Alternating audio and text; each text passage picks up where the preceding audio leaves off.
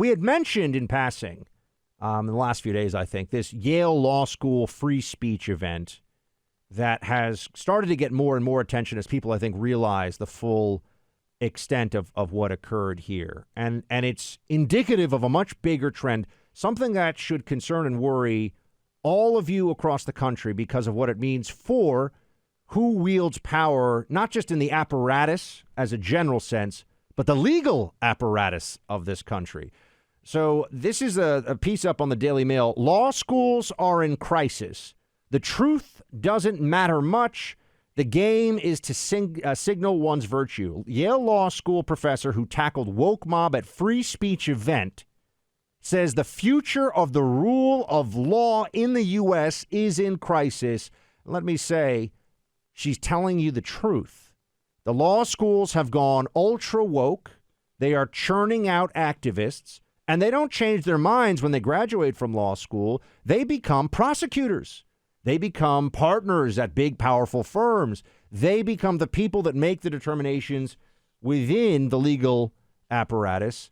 Clay, you went to law school. You understand the progression of this over time. It is remarkable to talk to attorneys today who will say, it's not that the left-wing law school and now post-law school, in associates at firms, all the way up to now more senior lawyers and prosecutors. It's not that they disagree just on political issues. They get outraged by the notion that everyone's entitled to a defense, that you have the right to remain silent no matter how bad of a right-wing person you may be. Maybe you were part of the insurrection. This is madness. Yeah, it is. And for people who haven't seen the viral videos of the Yale Law School free speech event being shouted down by Yale Law students, it's terrifying. Because it's one thing when, and I don't want to say uneducated, but youthful and dumb 18 and 19-year-old kids, college kids, which a lot of us have been at some point in time, get fired up and decide that they're going to speak out against someone who is on campus. I don't agree with that in any way, but by the time you get to law school, by the time you are 22 or older, and certainly as you are studying the law, which I was fortunate enough to be able to do at Vanderbilt Law School, it's shocking to me to even think from the time when I was in law school in the early 2000s, I graduated from law school in 2004, that at any point while I was on Vanderbilt's campus, there could have ever been a speaker who was shouted down, no matter what that speaker was discussing, is unfathomable to me that it could have ever occurred. And when I read and see what is going on in law school communities now, and also inside of big law firms, Buck, this is a big deal that I don't think is discussed enough.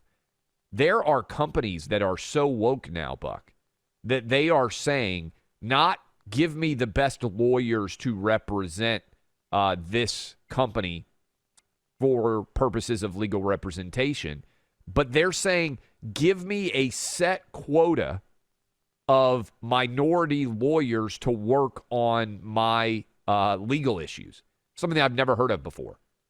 The idea that you wouldn't pick the best lawyers inside of the best firm, but that you would say the people who work on this have to be cosmetically diverse.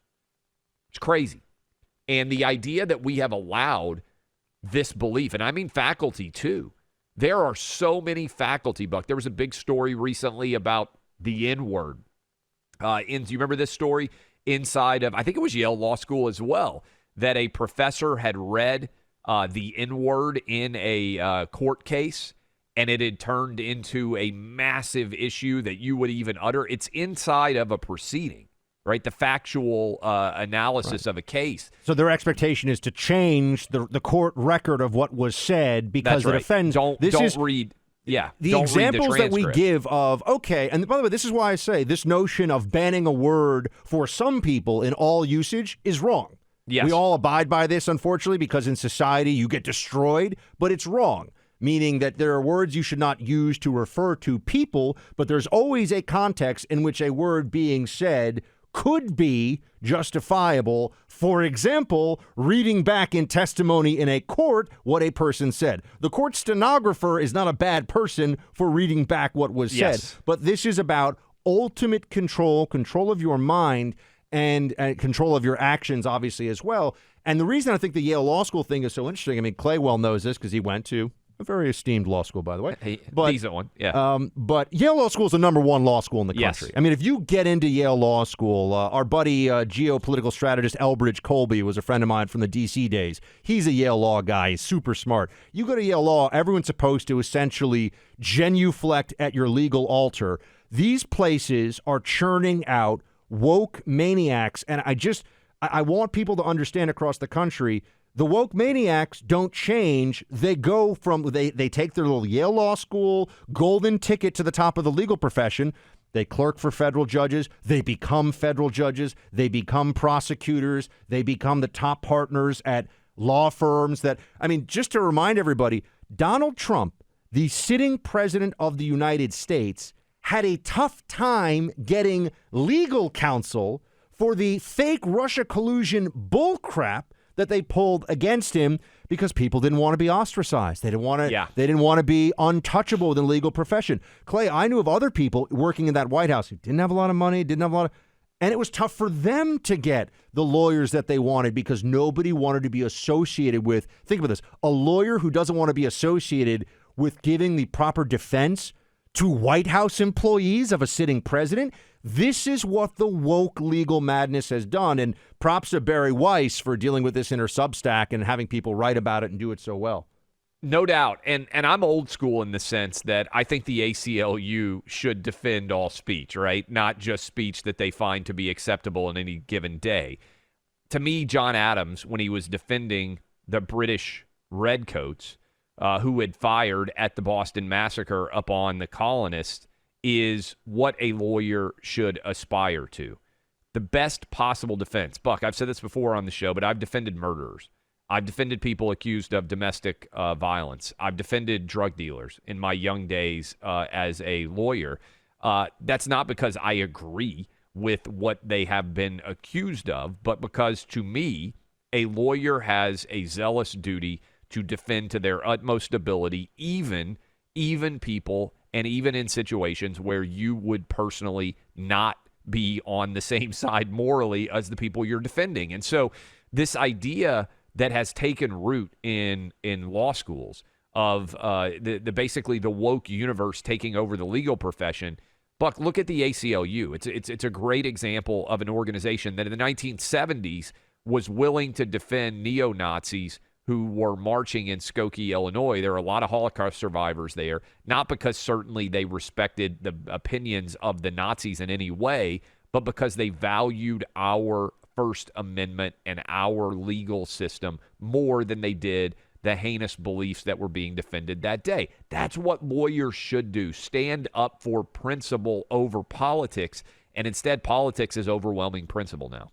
We are watching right now. We are witnessing, and of course, this is in the background of we have this Supreme Court nomination hearing underway right now, and the senators are asking their questions. You and I both believe, Clay, and there's been polling. Just most of the GOP doesn't even really care because they figure it's either going to be Ketanji Brown Jackson or another left-wing activist. So what difference does it really make? She'll get through, and so this is why we're not spending. We'll spend some time on the conversation today. But in the background of this, we are witnessing in this country, and if you speak to, I mean, Clay, you know about this. You've seen this. Friends of yours who are lawyers. I have friends and family who are lawyers as well.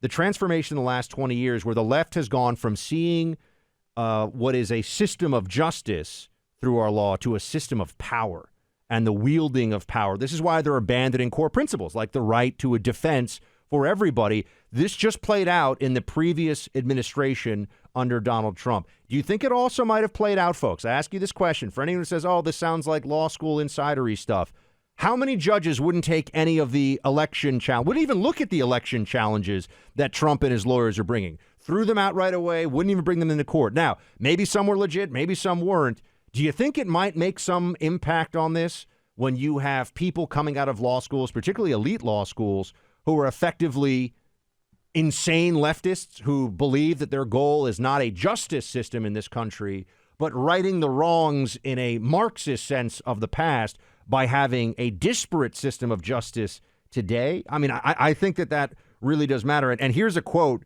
that I think nails this home, Clay, in the Daily Mail piece.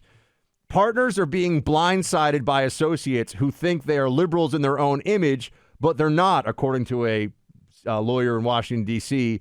The associates want to burn the place down. Yep.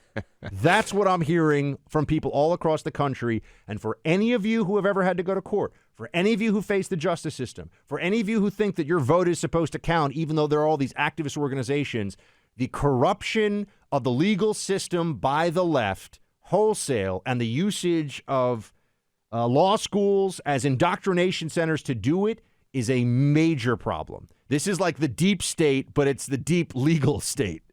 I'll give you an example, Buck. My wife is in law school right now. I was in law school 20 years ago. She experienced what law school was like 20 years ago, compares it to now. It's a time warp. It's crazy how different the overall vibe is.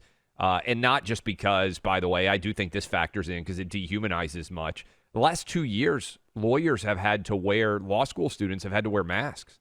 Think about how crazy that is, Buck. If you are a 2L right now, that's what they call first year 1L, 2L, 3L. It takes 3 years to graduate. If you're a 2L right now, you're coming up on the end of your second year of law school.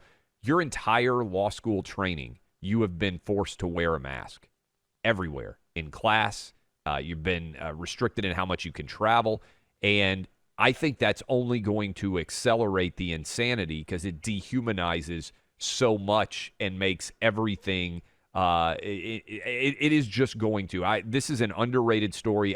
My jaw dropped when I saw that protest at Yale Law School. Smartest lawyers in the country. Buck, they study law at Yale. One reason people love to go there, they don't give grades. That's how cocky they are. Well, this is why they've also changed the admission standards dramatically, by the way, so that it's really hard for some people to get in and a lot easier for other people to get in, and they don't want those disparities to be apparent over the 3 years of law school as they are in other places. But even back 50 years ago, they did the pass-fail system, which is why I was like, man, I'd love to go to Yale. Right, but they can hide, they can get away with, because there's not the same ranking, so they can change their admission standards such that it doesn't affect the perception of the student body the same way. You're a made woman, no matter what, if you get in there. I think Stanford also does pass-fail, which is pretty incredible. But that's unheard of to be that exclusive, where you don't even have to rank any of your students. You're all supposed to be that elite.